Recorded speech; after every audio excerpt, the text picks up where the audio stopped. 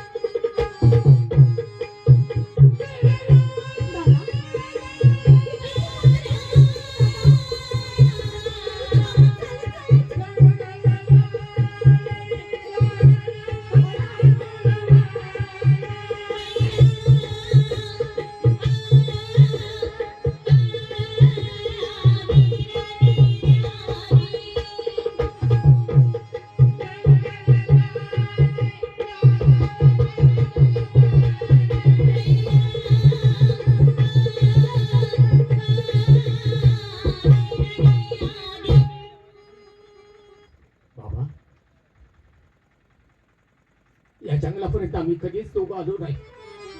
आमच्या दोघांच्या आयुष्याचा प्रवास आतापर्यंत बाबा फक्त शाळा ते राय दरबार आणि राय दरबार ते शाळा. हो दरबार सोडून कधी अंगणात सुद्धा आली नाही हो बाबा मी. आता या उन्हात चालायचं चालून चालून पायाला फोड आलं माझ्या. नाही दादा इथून एक पाऊल सुद्धा पुढे टाकणार नाही रे दादा नाही नाही. बाबा नानाला देव कसा व्याकुळ झालाय माझा.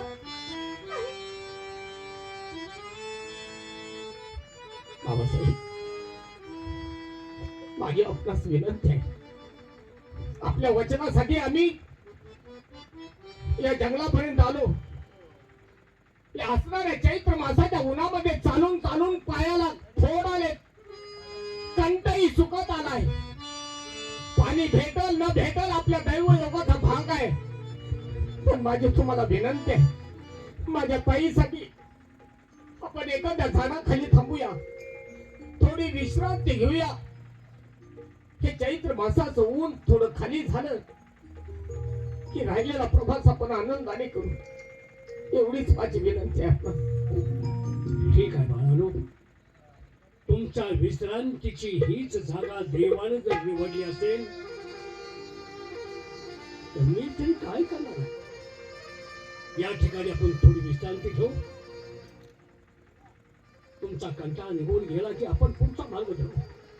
अजून बरंच लांब जायचं आपल्याला.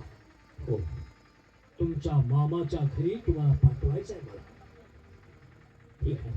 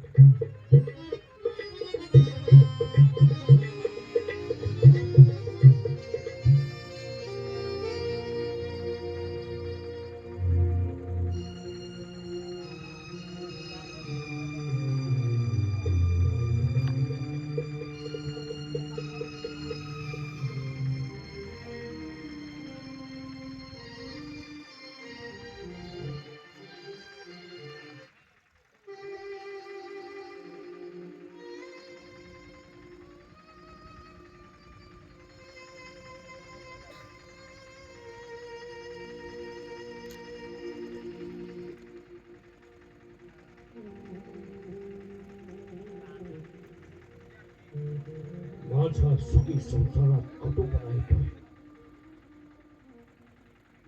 राजा आहे मी. सोन्यासारख्या राज्याला हे 2 मुलांचं ग्रहण असेल तर यांना काय करायचंय मला. यांची कत्तल करणार आणि रक्तानं भरलेली समजेल माझ्या राणी सरकार दाखवणार.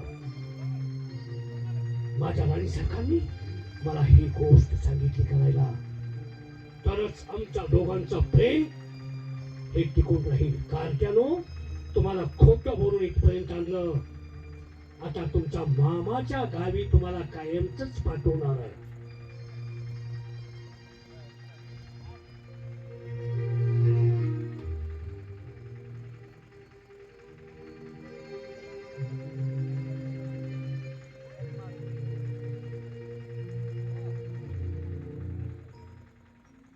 जन्म दिलाय. लहानपणी आई गेली, माईचं छत्र लहानपणी देवाला काढून घेतलं आणि जन्मदात्या बापाकडून जर हत्या होत असेल तर मी बाप कसला? माझ्या जीवाचं काही होऊ देत. मी नाही मारणार, यांची हत्या मी नाही करणार. जिकडं पुरा तिकडं मुलूक थोडा अशी परिस्थिती मी करून घेईन, पण राजवाड्यात सुद्धा जाणार नाही. माझ्या डोळ्याच्या पाठीमागे काय होऊ दे, वाघाला खाऊ दे, सिंहाला खाऊ दे, जंगली प्राण्यांना त्यांनी त्यांची शिकार होऊ दे, पण मी नाही मारणार. हे पाप मी करणार नाही. इथून मीच निघून जातो. बाळांनो, मला माफ करा. तुमचा जन्म देता बाप तुम्हाला सोडून जातोय. माफ करा बाळांनो.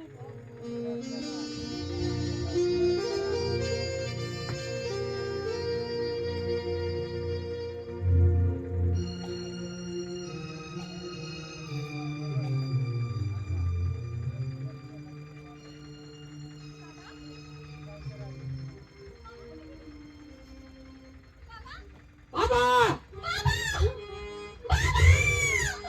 अरे देवा, ताई, बाबा आपल्याला सोडून कुठे गेले दादा? ताई, आपण तर बाबांच्या बाजूवरती झोपी गेलो होतो. या घनदाट जंगलात आपल्याला एकट्याला सोडून बाबा गेले कुठं? बाबा!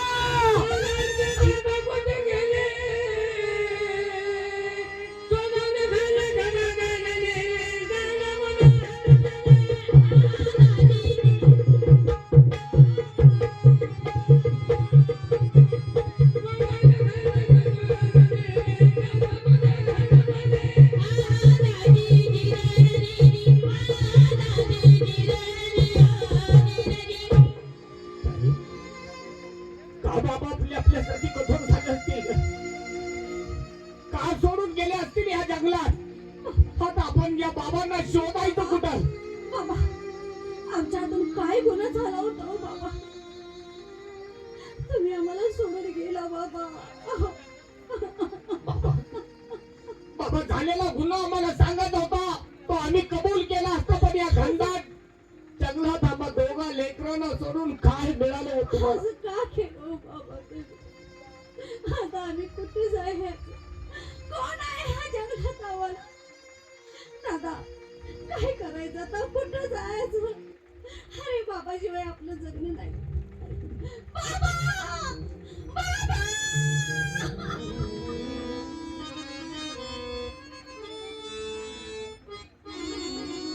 ताई, हो बाबा. माणसं म्हणतात ते चुकीचं नाही.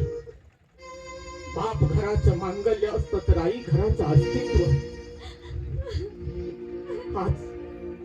आज सगळं काही संपलं ग. लहानपणी आईच्या मायेला पोरकं घालो आणि आज बापाच्या मायेला सुद्धा आपण पोरकं घालो. बाबा, नका. बाबा का कठोर झाला यावं? कुठं अहो, या जायचं तुम्ही? तुमच्या चिमुकल्या पाखरांना तुमच्याशिवाय कुणाचा आधार नाही हो. बाबा!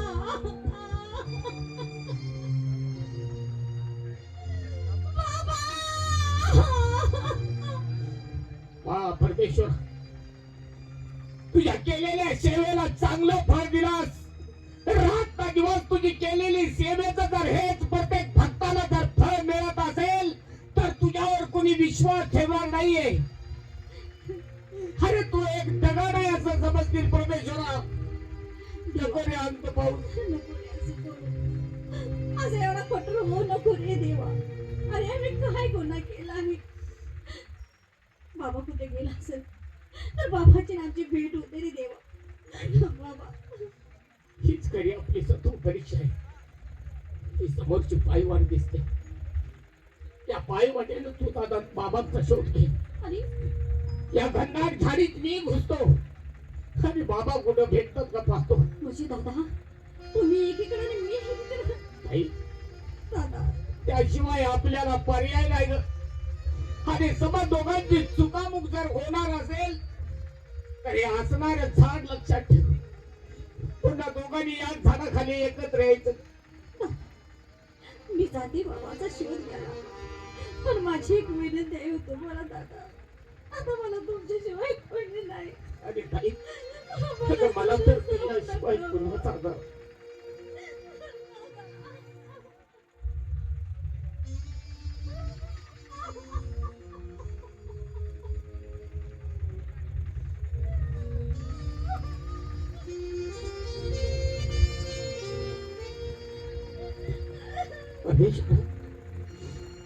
परमेश्वर आज मी माझ्या काळजाचा तुकडा तुझ्या हवाले करतोय रे.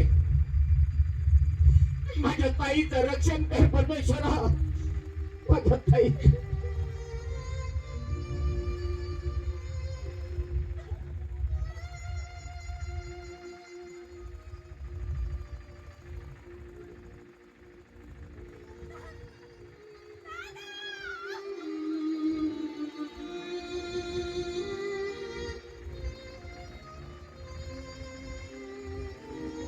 ताई आपल्या जगण्याचा शेवटचा आधार आहे आपला बाप. त्या बापाला योग्य पाहिजे. हे तुम्ही वेळ घालवून चालला नाही. चल ताई.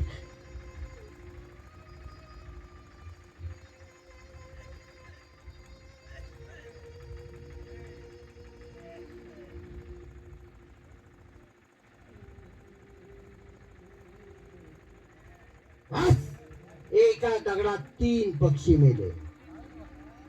राजा गेला, युवराज गेले आणि त्याशिवाय राजकन्या सुद्धा. खरंच राणी सरकारांचा जीवापाड प्रेम आहे. त्यांना बोलावून ठेवा आणि महत्वाची कामगिरी म्हणजे राष्ट्र कसं आपल्या ताब्यात येईल हे पाहावं म्हणजे झालं. हवालदार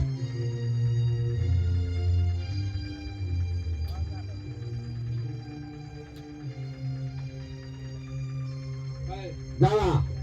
चले कुठे निघाला? अरे मी सांगणार आहे अजून. ताबडतोब जावा आणि राणी सरकारला दरबार मध्ये बोलावून घेऊन या. राणीला बोलव. राणीला बोलव. नो आई साहेब बोलला. आई साहेब बोलला बोलव.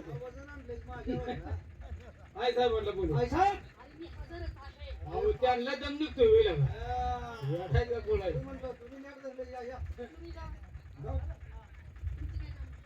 कामाला बघवायच नाही. तुला काय बघवायचं आहे? रमबीम पाजून आणली का काय? आणि त्यांच्याशी मला बोलायची गरज आहे. काहीतरी महत्त्वाचं दरबारमधलं आहे. सकाळी बोलायचं नव्हतं.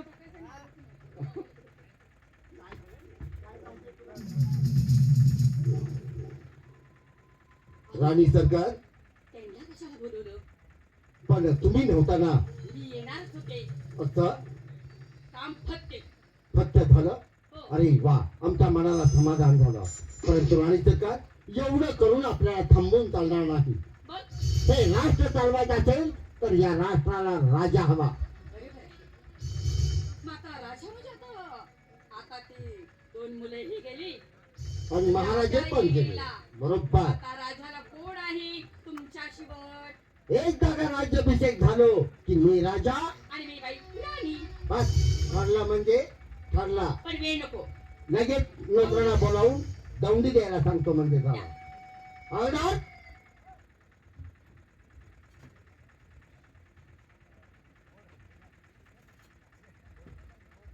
एक काम करा.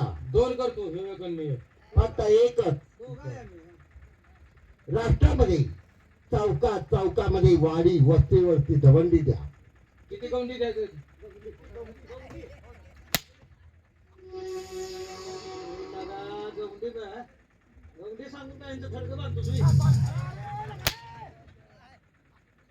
तुला काय जेवण अक्कल बिक्कल दिल्या का नाही? आणि गुंडेवाडी आहे पाचीगाव कुठे इथं थडकं बांधून काय करतोय? वर्षाला येऊन आम्हाला फुलं टाकून जायला लागलं.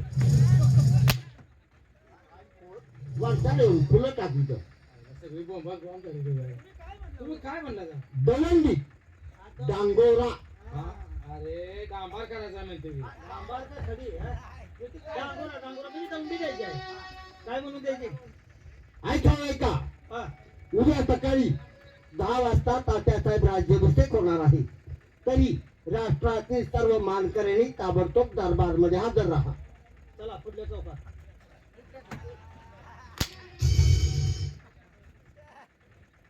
हो, त्यांना दमडी द्यायला बोलायला चला पुढल्या चौकात. माणूस गेला का? बघा, ते काय अवलक्षण नाही. मला सांगा काय करायचं म्हणला. म्हणजे स्वतंत्र तुला सांगायला हवं. मला सांगा म्हणजे मला बी कळेल नाही.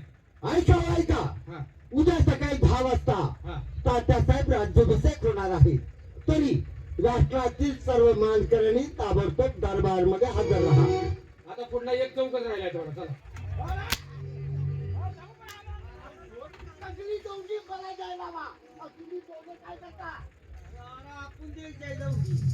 काय नाही, ही अशी बॉम्ब होते माझी.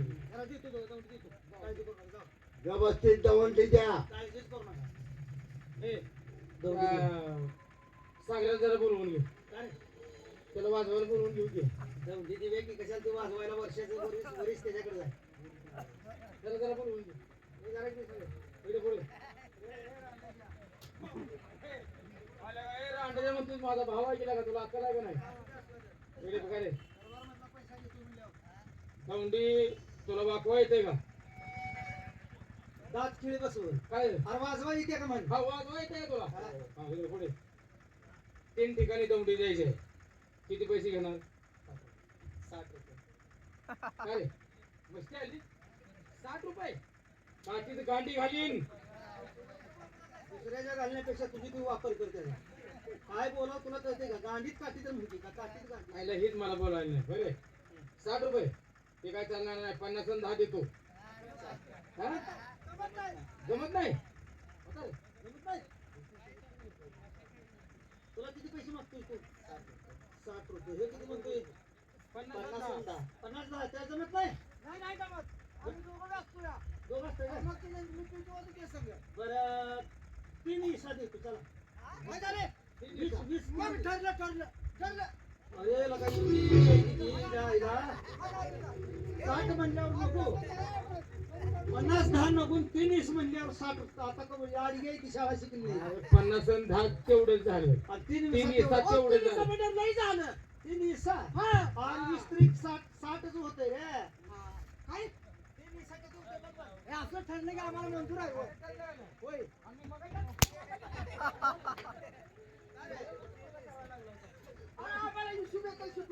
शब्दाला घासून वाजवायचा आहे. माझ्या भावाला सांगतो. हा दोघं जण चला जाऊ. सागऱ्या शब्दाला घासून वाजव. मध्ये वाजवू नको. हा? तुमचंच वाजवायचं आहे ना. मग आमच्या घराबाहेर वाजवतोस का? यार दौंडी वाजवायची आहे. मग तेच तुमचंच वाजवायचं चार आहे. बाजूला आता वाजवायला लागलोय. काय वाजवायला लागेल? शब्दाला घासून.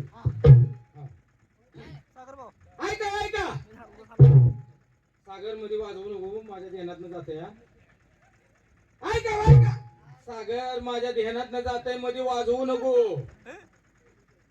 ऐका ए तुझ्या आईचा पुत्ता तुझ्या. तुला सांगितलं शब्दाला घासून वाजू म्हणजे तू ढिलं पडते का? आज पण मला बोल तुझ्या ध्यानात येणार नाही. ए, मी असं केलं की तू नादाला दौंडी लागायचं. संपली दौंडी संपली असा इशारा केला. हा.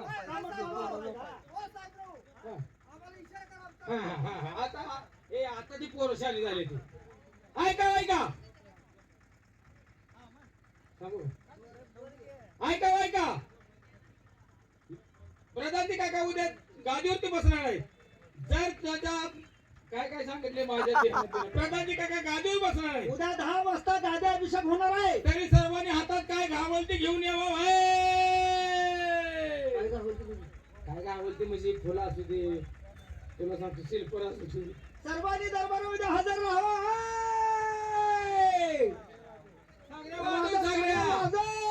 सगळ्या वाजव हा ते आहे घालीच गेले. थांब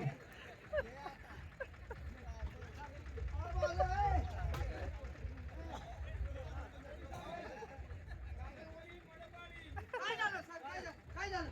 तू ढोलावरून उठून गेले इशारा केल्यावर वाजवायचे पण त्याला वाटलं असं केल्यावर तिथं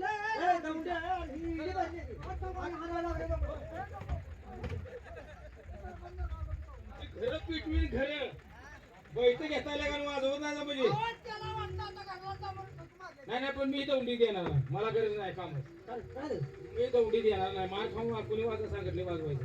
जातोय मला गरज नाही तर का दिली नाही दंडी का थांबवली? मी दमडी देत नाही. नाही देत नाही देत. म्हणजे तुला दंडी द्यायची नाही? द्यायची नाही.